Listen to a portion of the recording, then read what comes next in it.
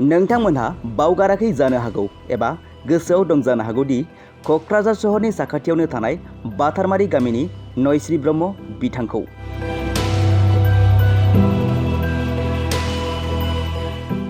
बिथांमोननि हानजायानो गिबि खेब बर' हारिनि गेजेराव थामहिनबा 1957 मायथाइयाव बर'नि हारिमु बागुरुम्बा मोसानानै दिल्लीनिफ्राय गिबि बान्था लाबोनो हादोंमोन।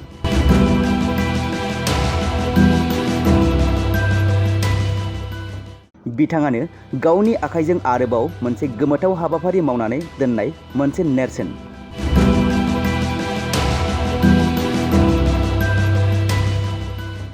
लोगोसे नयस्रि ब्रह्मआनो आसाम रायजोनिफ्राय गिबि खेब भारत हादरनि मेपआव भारत माता जानो मोनजेननाय आइजो।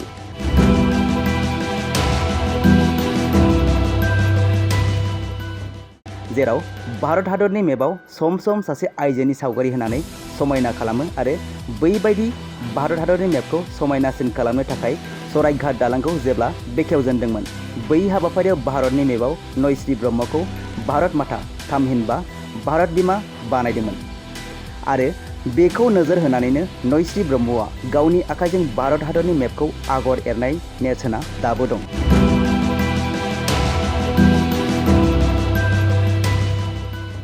जेराव जाय नयस्रि ब्रह्म बिथाङा भारत हादरनि मेपखौ गावनि आखाइजों खुन्दुंजोंनो आबुं मोनसे मेप हेबनाया थारैनो जोबोर मुहिनो गोनां नुनो मोनो। नोंथांमोनहा नायलांलाय आबै नयस्रि ब्रह्म बिथाङा भारत माता जानो मोननायनि उनाव माबोरैहाय गावनि आखाइजों भारतनि मेपखौ आगर एरनानै दोनदों।